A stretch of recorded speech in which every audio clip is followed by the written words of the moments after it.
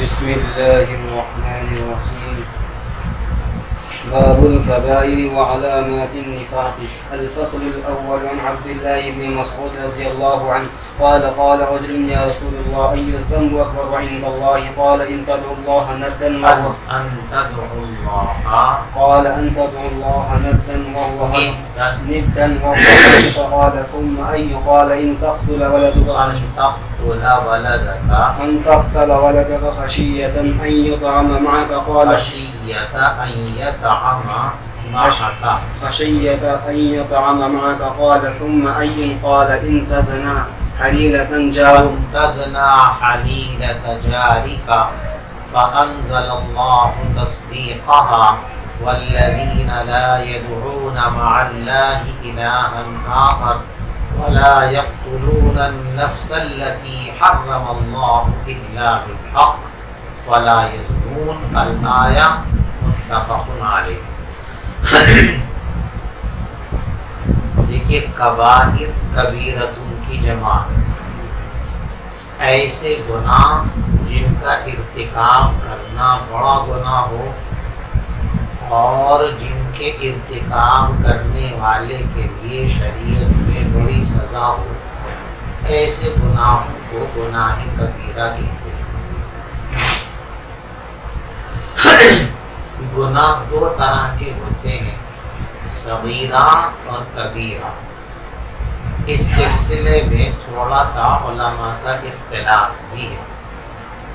بعض علماء جسے ابو اسحاق اسفرائی رحمۃ اللہ علیہ، ان کا کہنا یہ ہے کہ گناہ دو طرح کے نہیں ہوتے بلکہ گناہوں کی ایک ہی قسم ہے اور ہر گناہ گناہ کبیرہ ہے، کوئی گناہ گناہ صغیرہ نہیں ہے.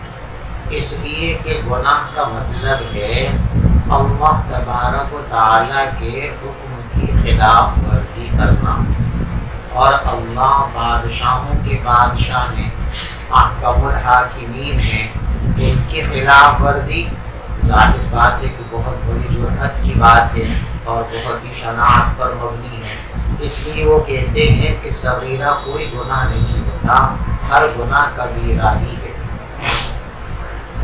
لیکن جمہور کی رائے یہ ہے کہ گناہ کی دو قسمیں ہیں، ایک گناہ کبیرہ اور ایک گناہ صغیرہ. اور صغیرہ اور کبیرہ کی تقسیم قرآن سے بھی ثابت ہے. ان تجتنبوا کبائر ما تنہون عنہ نکفر عنکم سیئاتکم. اگر تم ان بڑی بڑی باتوں سے بچتے رہو جن سے تمہیں روکا گیا ہے تو چھوٹے موٹے گناہوں کو ہم تمہارے لیے معاف کر دیتے. تو اس سے معلوم ہوا کہ گناہ چھوٹے بھی ہوتے ہیں اور گناہ بڑے بھی ہوتے ہیں. اسی لیے امام غزالی رحمۃ اللہ علیہ نے یہ بات فرمائی ہے کہ اللہ تبارک و تعالیٰ کی شان کو پیش نظر رکھتے ہوئے چھوٹے سے چھوٹا گناہ بھی انتہائی خطرناک اور انتہائی بری بات اور بڑی بات ہے. لیکن گناہوں میں باہمی تناسب کے اعتبار سے صغائر اور کبائر کے درمیان ان کی تقسیم ہے. کچھ کبائر کہلاتے ہیں اور کچھ صغائر کہلاتے ہیں. اب کبیرہ کون سا گناہ کہلائے گا اور صغیرہ کون سا گناہ کہلائے گا؟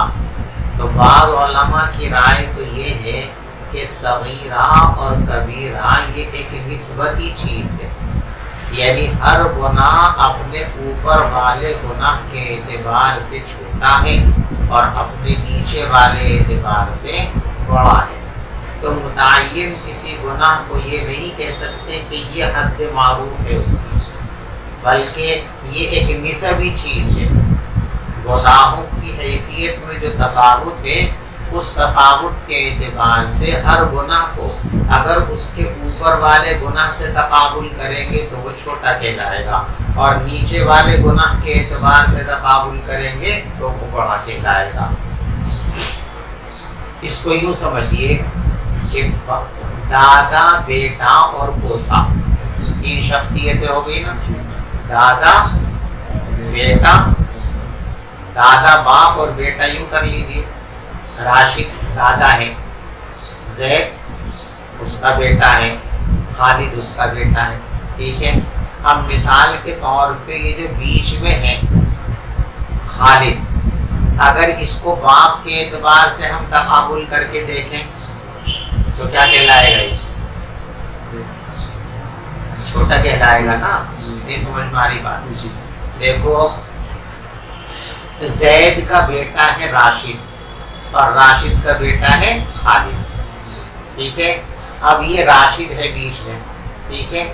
اس راشد کا اگر ہم اس زید سے تقابل کریں تو راشد بڑا کہلائے گا چھوٹا کہلائے گا؟ چھوٹا کہلائے گا نا. اور اسی راشد کا تقابل ہم کریں خالد سے جو اس کا بیٹا ہے تو کیا کہلائے گا؟ بڑا. تو اب بڑے کی طرف سے دیکھو تو یہ چھوٹا کہلائے گا، چھوٹے کی طرف سے دیکھو تو یہ بڑا کہلائے گا. تو گناہوں کے اندر بھی یہی ترتیب ہے کہ ہر گناہ کو اگر اس سے بڑے گناہ کے سامنے رکھا جائے تو وہ چھوٹا کہلائے گا، اور اس سے چھوٹے کے سامنے رکھا جائے تو وہ بڑا کہلائے گا. سمجھ میں آ گئی؟ اور بعض علماء یوں فرماتے ہیں کہ گناہ کبیرہ وہ ہے جس پر جہنم کی وعید ہو. بعض لوگوں نے کہا کہ گناہ کبیرہ وہ ہے جس میں آخرت کی سزا متعین کی گئی ہو یا دنیا کی حد متعین کی گئی ہو. اور بعض لوگوں نے فرمایا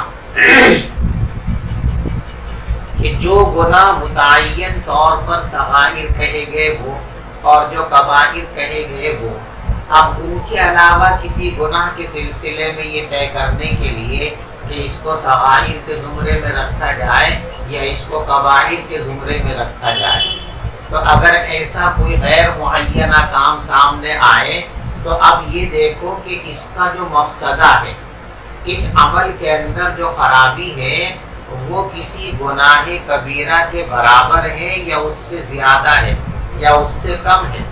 اگر کسی گناہ کبیرہ کی برابر یا اس سے زیادہ مفسدہ، اس کے اندر خرابی زیادہ ہو تو اسے کبائر میں شامل کرے گی، اور اگر ایسی بات نہ ہو تو پھر اس کو صغائر کے اندر شامل کیا جائے گا. بات سمجھ میں آ رہی؟ اور بعض علماء فرماتے ہیں کہ کبھی کبھی صغیرہ اور کبیرہ اس کا تعلق جو ہے فاعل سے بھی ہوتا ہے. ایک کام ایک فاعل کے اعتبار سے چھوٹا گناہ ہے اور دوسرے فاعل کے اعتبار سے بڑا گناہ کہلاتا ہے. جیسے کہ مشہور ہے نا حسنات الابرار سیئات المقربین، کہ بہت سارے کام ایسے ہیں جو عام نیکوں کے اعتبار سے نیکی کے زمرے میں شامل ہیں، لیکن وہی کام مقربین بارگاہ خداوندی کے اعتبار سے وہ گناہوں میں شامل ہیں. جیسے انبیاء علیہ الصلاۃ والتسلیم کی معمولی باتوں پر بھی اللہ کی طرف سے تنبیہ کی گئی، اس لیے کہ ان کا مقام بہت اعلیٰ ہے، بہت برتر ہے.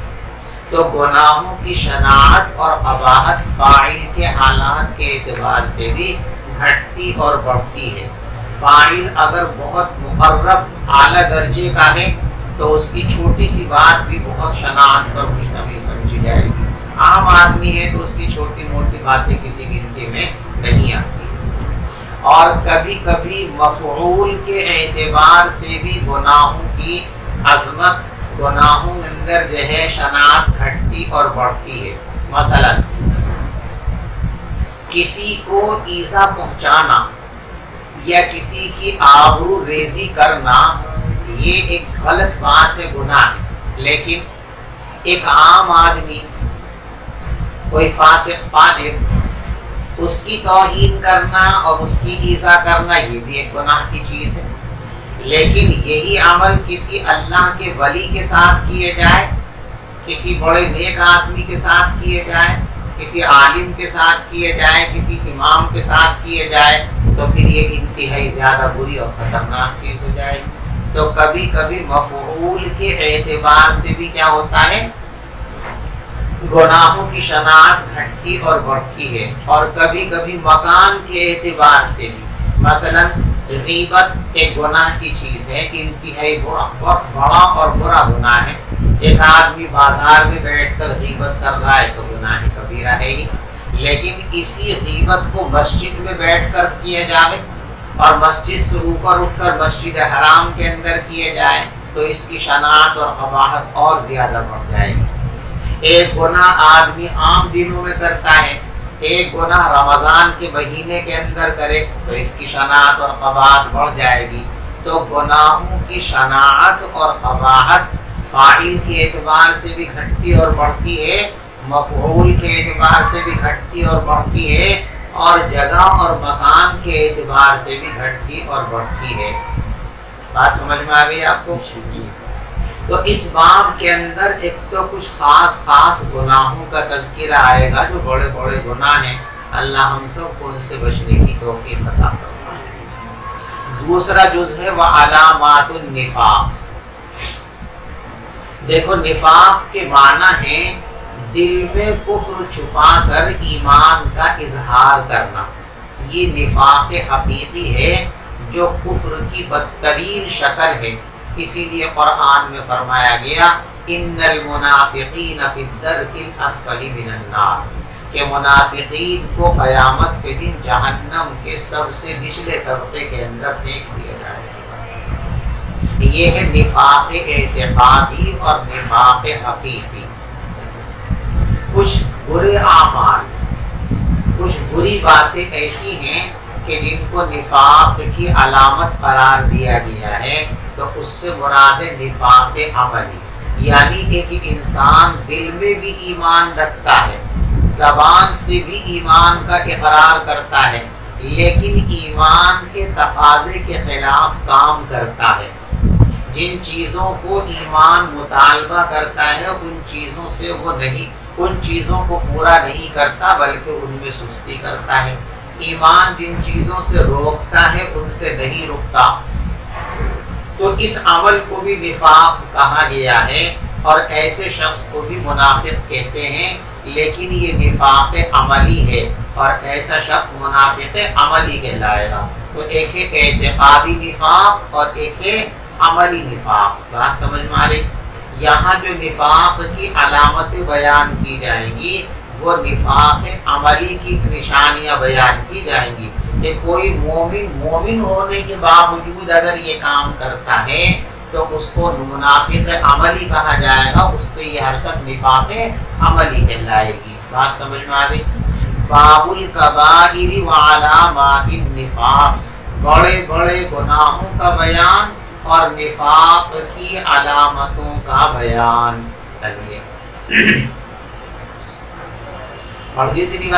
الفصل الاول عن عبد الله ابن مسعود رضی اللہ عنہ قال قال رجل یا رسول اللہ ای الذنب اکبر۔ حضرت عبداللہ ابن مسعود رضی اللہ تعالی عنہ فرماتے ہیں کہ ایک شخص نے یوں کہا، اے اللہ کے رسول صلی اللہ علیہ وسلم، ای الذنب اکبر، سب سے بڑا گناہ کون سا ہے؟ دیکھو لفظ ذنب کے معنی ہے ما یلام فاعلہ، جس کام کے کرنے پر اس کے کرنے والے کی مذمت کی جائے، اس کو برا سمجھا جائے، ہر ایسا کام ذنب کہلاتا ہے، گناہ کہلاتا ہے۔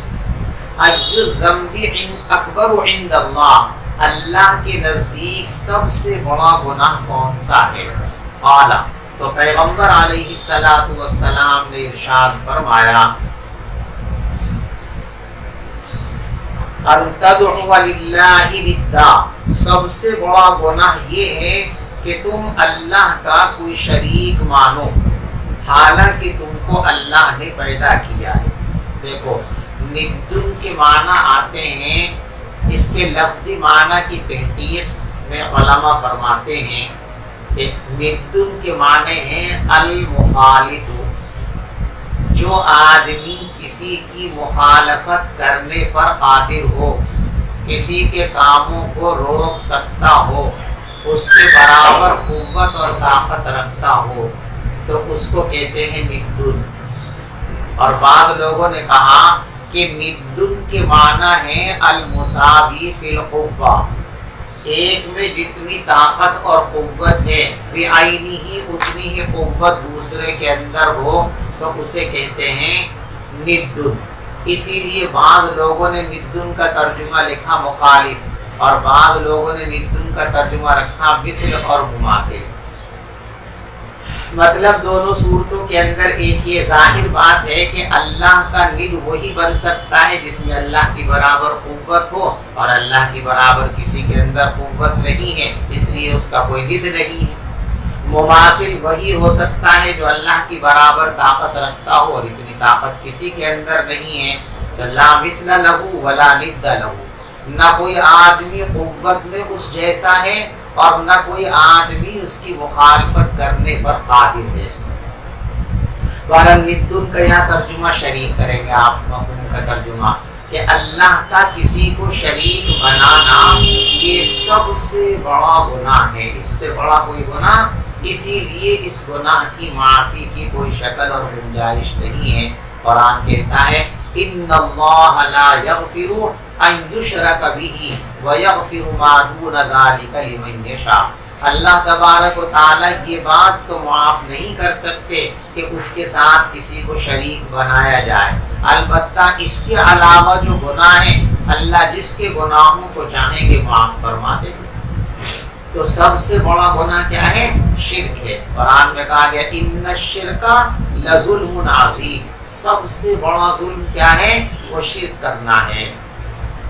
تو وَهُوَ خَلَقَكَ، یہ دراصل ان مشرکین پر جو ہے ایک چوٹ ہے کہ تم بھی اس بات کو مانتے ہو کہ تم کو پیدا کرنے والا صرف اور صرف اللہ ہے، اللہ کے علاوہ کوئی دوسرا خالق نہیں ہے. تمہارا خالق زمینوں کا خالق، آسمانوں کا خالق، پہاڑوں کا خالق، ہر چیز کا خالق کون ہے؟ اسی لیے قرآن میں ہے نا کہ اگر آپ ان سے یوں پوچھو گے کہ تم کو کس نے پیدا کیا تو کہیں گے اللہ نے پیدا کیا. تم ان سے یوں پوچھو کہ زمین کو کس نے پیدا کیا، آسمان کو کس نے پیدا کیا، تو یہ مشرکین بھی یہی جواب دیں گے کہ اللہ نے پیدا کیا.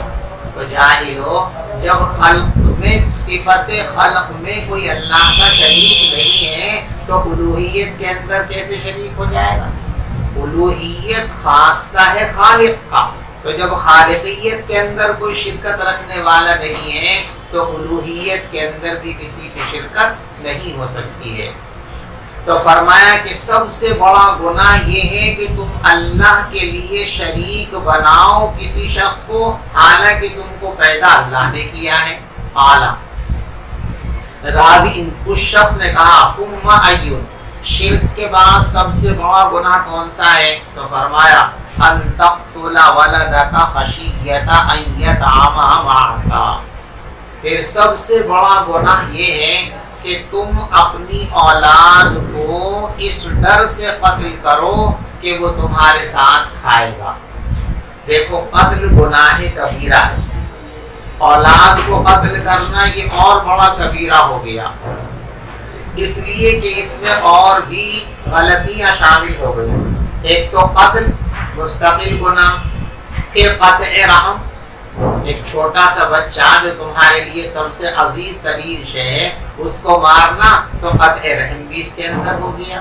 پھر اللہ تبارک و تعالیٰ پر اعتماد نہ ہونا، یہ خرابی بھی اس کے اندر شامل ہوگی. جب اللہ تبارک و تعالیٰ کا صاف صاف اعلان ہے کہ ہر جاندار کا رزق ہمارے ذمے ہے، وَمَا مِن دَابَّةٍ فِي الْأَرْضِ إِلَّا عَلَى اللَّهِ رِزْقُهَا، اور تم یہ سمجھ رہے ہو کہ یہ بچہ اگر پیدا ہو گیا تو یہ ہمارے کھانے میں سے کھائے گا تو ہمیں تنگی آ جائے گی. دنیا یہی تو کہہ رہے نا، آبادی کنٹرول کر لو ورنہ محض کھانے کے لیے کہاں سے آئے گا، پینے کے لیے کہاں سے آئے گا. حالانکہ اگر ذرا سا آنکھ کھول کر کے دیکھیں تو خود ان کے حالات ان کی نفی کرتے ہیں. دنیا کی آبادی جب کم تھی اس وقت لوگوں کو جتنا غلہ ملتا تھا، آبادی جیسے جیسے بڑھتی چلی گئی اسی طرح چیزوں کی فراوانی ہوتی چلی جا رہی ہے اور انشاءاللہ ہوتی رہے گی. تو ایسا نہیں ہے کہ آبادی بڑھے گی اور پیداوار گھٹے گی. جیسے جیسے جب آبادی مختصر تھی تو زمینوں کی پیداوار بھی بہت مختصر تھی، ایک سال میں ایک ہی فصل آتی تھی، اور اب آپ دیکھیے ایک ایک سال میں کئی فصلیں لی جا رہی ہیں زمینوں سے. پہلے 1 بیگھہ کے اندر چند من گیہوں ہوتا تھا، اب 1 بیگھہ کے اندر کئی کوانٹل گیہوں پیدا ہو رہا ہے۔ پہلے پھل کتنے ملتے تھے؟ کہاں بگا کہیں تھوڑے بہت، اور اب پھلوں کی کتنی بہت آتی۔ تو آبادی جتنی بڑھ رہی ہے، اللہ تبارک و تعالیٰ اسی کے اعتبار سے زمین کے خزانوں کو پگا رہے ہیں، نکال رہے ہیں۔ اللہ نے خزانوں کا اسٹاک کیا ہوا ہے، اور اللہ کے خزانے کم نہیں ہوں گے۔ دنیا کی آبادی آج جتنی ہے اس سے ڈبل ہو جائے گی، تب بھی دنیا کے اندر رزق کی قلت پیدا نہیں ہوگی۔ اور کہیں جو قلت محسوس ہوتی ہے، وہ قلت اس لیے نہیں ہے کہ اللہ کے خزانوں میں کمی ہے، وہ قلت لوگوں کی بدعمالیوں کی وجہ سے، ان کی جو ہے غلط طور طریقوں کی وجہ سے، یا ان کے عدم توازن کی وجہ سے یہ صورتحال پیدا ہوتی ہے، ورنہ اللہ کے خزانے نہ کبھی کم ہوئے ہیں اور نہ اللہ کے خزانے کبھی کم ہو سکتے ہیں۔ مسلم شریف کی حدیث کے اندر اللہ کے خزانوں کی وسعت کا بیان ہے۔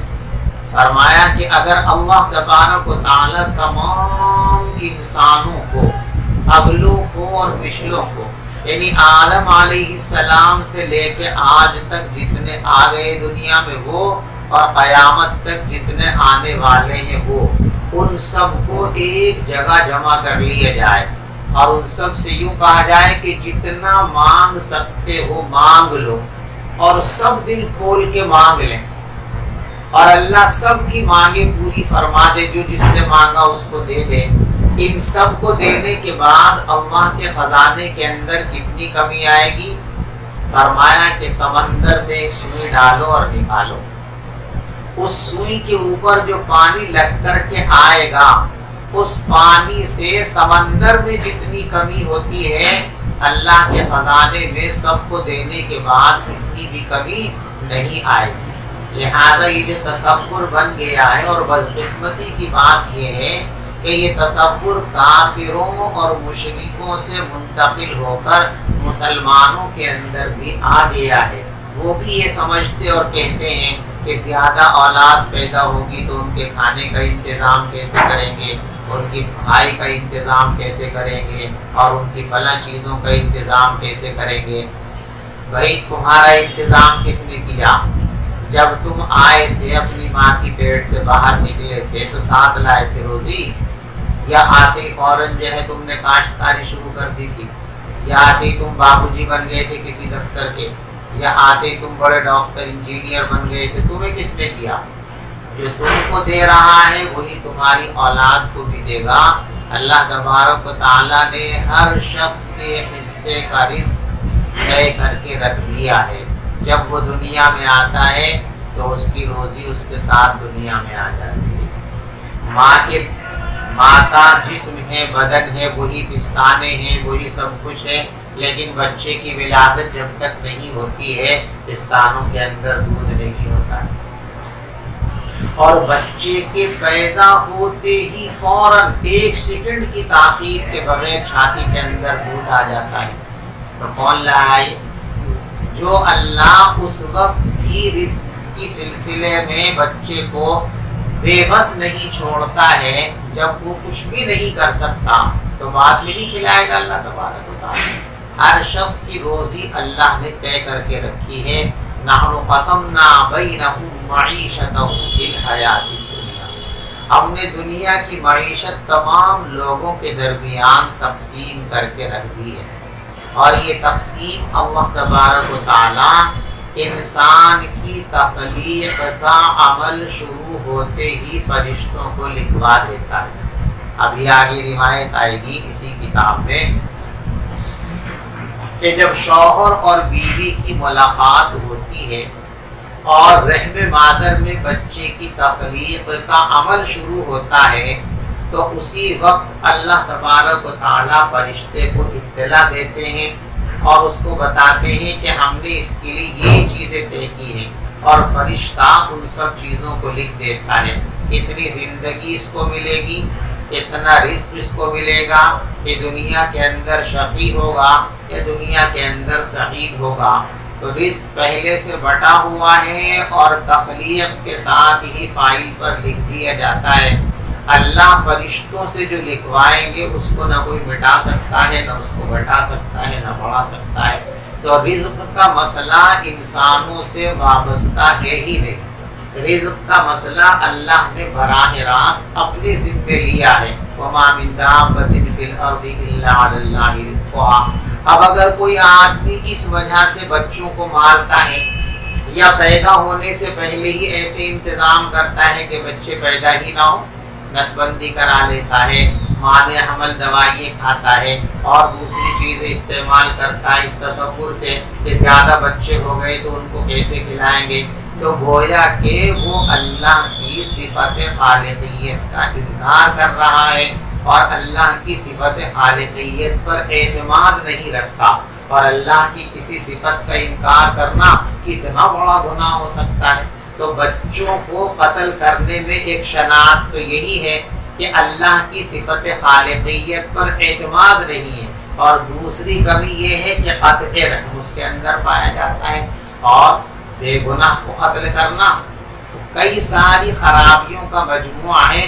اس لیے فرمایا کہ شرک کے بعد سب سے بڑا گناہ اپنی اولاد کو اس اندیشے میں قتل کر دینا کہ اس کے کھانے اور پینے کا انتظام کہاں سے کریں گے، یہ دنیا کا سب سے بدترین گناہ ہے۔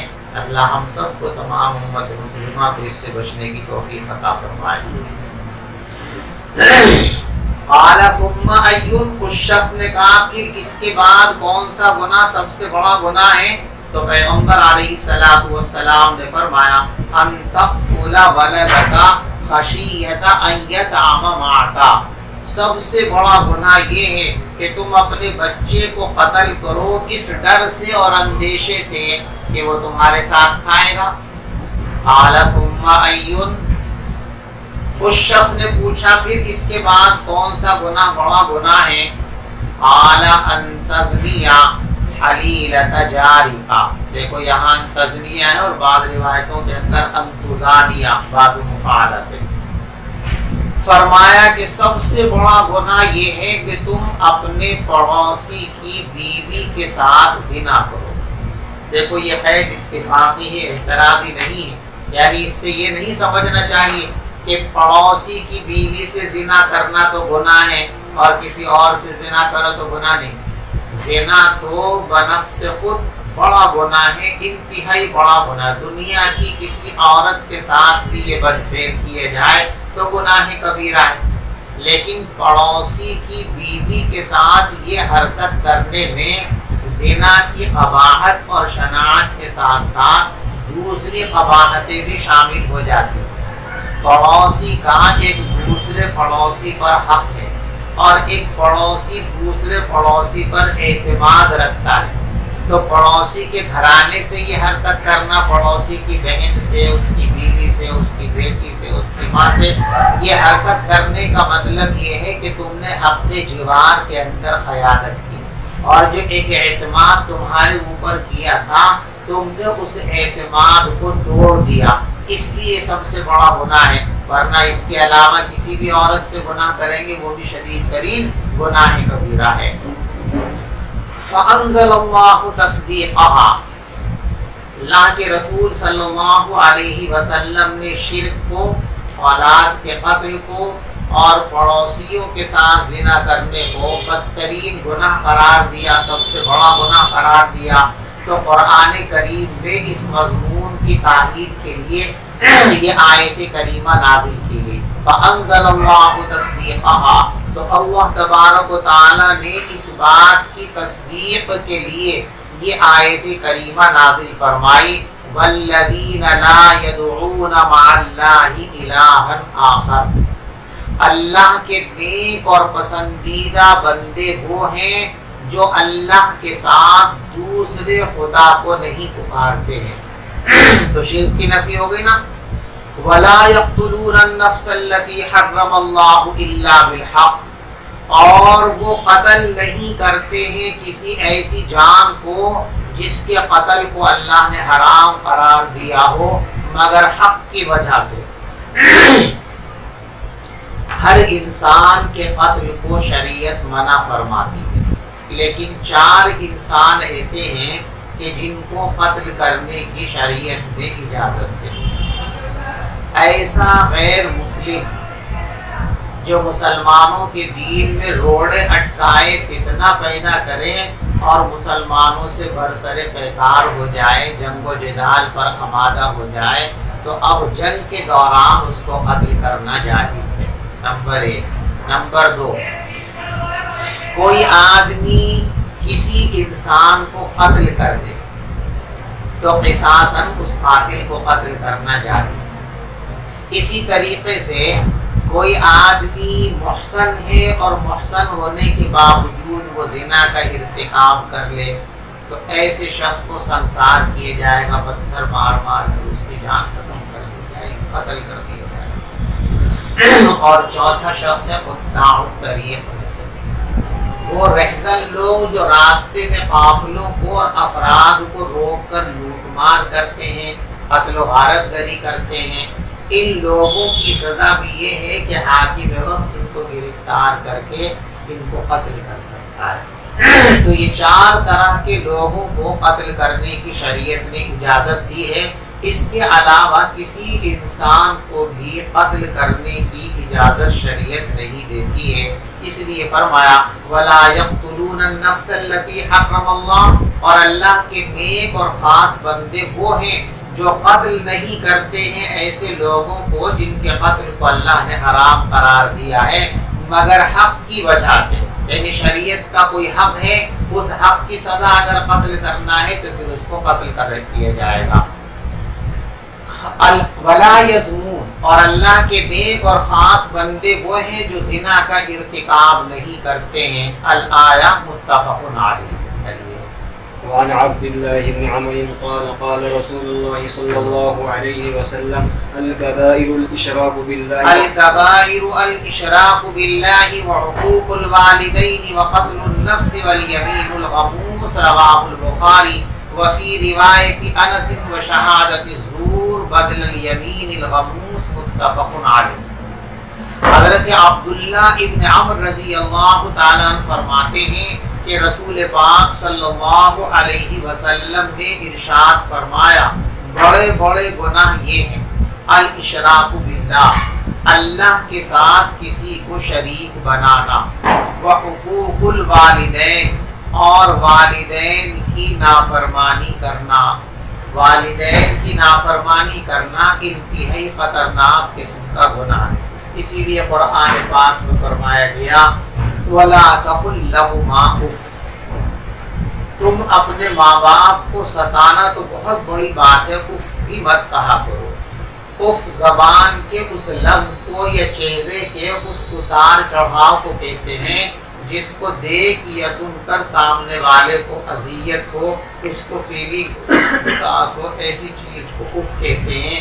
تو اس طرح ان کے سامنے چہرہ بنا کر کے آنا کہ اس سے ان کو تکلیف ہو، یا کوئی ایسا لفظ کہنا جو ان کی طبیعت کے اوپر گراں گزرے، اس کی بھی اجازت نہیں ہے۔ والدین کتنی بھی زیادتی کریں تو بھی والدین کے خلاف کسی طرح کا اقدام کرنے کی اجازت نہیں ہے۔ حدیث پاک میں ہے کہ حضور پاک صلی اللہ علیہ وسلم ایک بار والدین کے حقوق بیان فرما رہے تھے تو ایک شخص نے کہا وَإِن ظَلَمَ، حضرت ماں باپ اگر ظلم پر اتر آئے تب بھی ان کے ساتھ یہی برتاؤ کیے جائے حسن سلوک کا، تو آپ نے فرمایا وَإِن ظَلَمَ وَإِن ظَلَمَ وَإِن ظَلَمَ، 3 دفعے تاکید کی، چاہے وہ ظلم کریں، چاہے وہ ظلم کریں، چاہے وہ ظلم کریں، یعنی والدین کا رویہ اگر کسی وجہ سے تم کو اچھا بھی نہیں لگ رہا ہے، تم کو ایسا لگتا ہے بظاہر کہ وہ آپ کے ساتھ ظالمانہ برتاؤ کر رہے ہیں،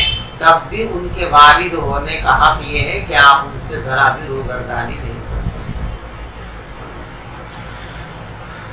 وعقوق الوالدین، اور والدین کی نافرمانی کرنا، وقتل النفس، اور کسی انسان کو قتل کرنا، والیمین الغموس، اور جھوٹی قسم کھانا۔ دیکھیں غموس یہ مبالغے کا صیغہ ہے، غمسا یغمسو کے معنی ڈبونا، غموس ڈبونے والی چیز. تو جھوٹی قسم بھی انسان کو گناہ میں ڈبو دیتی ہے، اس لیے اس کو. اور جھوٹی قسم کھانا، رواہ البخاری، یہ بخاری شریف کی روایت ہے. اور یہی روایت مسلم شریف میں اور بخاری شریف میں بھی حضرت انس کے حوالے سے آئی ہے. تو اس میں یہ الفاظ اس طرح ہے: الکبائر الاشراک باللہ وحقوق الوالدین وقتل النفس وشہادۃ الزور. یعنی بخاری شریف کی اس روایت کے اندر جو الیمین الغموس ہے نا، حضرت انس کی وہ روایت جو بخاری اور مسلم دونوں کتابوں کے اندر آئی ہے، اس میں الیمین الغموس نہیں ہے، بلکہ وہاں پر کیا ہے قتل نفس کے بعد وشہادۃ الزور. کہ بڑے بڑے گناہ یہ ہیں کہ اللہ کے ساتھ کسی کو شریک بنانا، والدین کی نافرمانی کرنا، انسان کو قتل کرنا اور جھوٹی گواہی دینا. اسی کو فرمایا وفی روایت انس، اور حضرت انس رضی اللہ تعالیٰ عنہ کی روایت میں یمین غموس کے بجائے شہادت الزور ہے. اور حضرت انس کی روایت یہ بخاری اور مسلم دونوں کے اندر ہے. دیکھو عبداللہ ابن عمرو کی روایت یہ تو افراد بخاری میں سے، یعنی صرف بخاری کے اندر ہے، مسلم کے اندر نہیں ہے. لیکن یہ روایت جو حضرت انس سے آئی ہے، حضرت انس رضی اللہ تعالیٰ عنہ کی روایت بخاری شریف کے اندر بھی ہے اور مسلم شریف کے اندر بھی ہے. وعن ابی ہریرہ رضی اللہ تعالی عنہ قال قال رسول اللہ صلی اللہ علیہ وسلم. پوچھنا تو نہیں، بات سمجھ میں آئی بھائی یا نہیں؟ حضرت یہ جو 4 قسم کے لوگوں کو ماننے کے حکم ہے، تو یہ عام حالات میں بھی ہے یا جب اسلامی شریعت ہو تب؟ نہیں، یہ صرف اسلامی سربراہی یہ کام کر سکتا ہے، دوسروں کو یہ کام کرنے کی اجازت نہیں. جن جو اسلامی سزائیں اور حدود ہیں، عوام الناس ان کو قائم نہیں کر سکتے. یہ صرف جو ہے حاکموں کو اور سربراہوں کا حق ہے. کوئی کتنا ہی بڑا مجرم آپ کے سامنے ہو، آپ اس کو اس جرم کی دنیاوی سزا نہیں دے سکتے. اس جرم کی سزا اس کو اسلامی حکام ہی دے گے. لہٰذا کسی کو بھی قانون ہاتھ میں لینے کی اجازت نہیں. یہ قتل وہی ہوگا جہاں اسلامی احکام کا نفاذ ہو، اسلامی نظام سلطنت ہو، اور اسلامی نظام سلطنت کے اندر بھی حکومت ہی یہ کام انجام دے گی. عوام الناس کو کہیں بھی یہ کام انجام دینے کی اجازت نہیں ہے. حضرت پہلی حدیث میں بھی قالا کے بعد ان آ رہا ہے، قالا کے بعد بس قالا ان تقتل، قالا انت زنانی جی آ رہا ہے جی، قالا کے بعد جی ان آ رہا ہے جی، قالا کے بعد ان ہاں جی ایران چاہیے کیا چیز؟ پہلی حدیث ہے جی عن عبداللہ ابن مسعود رضی اللہ عنہ قال رجل یا رسول اللہ یتم اکبر عند اللہ قال انت اللہ. اصل میں اس کا تعلق براہ راست قالا سے نہیں بلکہ یہاں محذوف ہے. قالا الذنب الاکبر ان تقتل، الذنب الاکبر ان تدعو. ٹھیک ہے نا، یہاں مبتدا محذوف ہے اور یہ خبر ہے. یہ قالا کا مقولہ نہیں، قالا کا مقولہ پورا جملہ مل کر کے بنے گا. تو اس سے پہلے کیا ہے؟ مبتدا محذوف ہے یہاں پر. الذنب الاکبر ان تدعو للہ، الذنب الاکبر ان تقتل ولدک، الذنب الاکبر ان تزنی. ٹھیک ہے، تو یہ لفظ جو ہے قالا کے فوراً بعد نہیں آ رہا ہے. ظاہری طور پہ لگ رہا قالا کے بعد ہے، لیکن یہاں تقدیر ہے نا محذوف ہے. تو یہ قالا کے بعد نہیں ہے، قالا کے بعد کیا ہے؟ مبتدا محذوف ہے. الذنب الاکبر، بڑا گناہ یہ ہے، بڑا گناہ یہ ہے، بڑا گناہ یہ ہے. اگر بیچ میں کوئی واسطہ نہیں ہوتا تو پھر یہاں ان آتا، لیکن یہ براہ راست قالا سے جڑا ہوا نہیں ہے. اس کے بیچ میں جو ہے ایک چیز چھپی ہوئی ہے، الذنب الاکبر.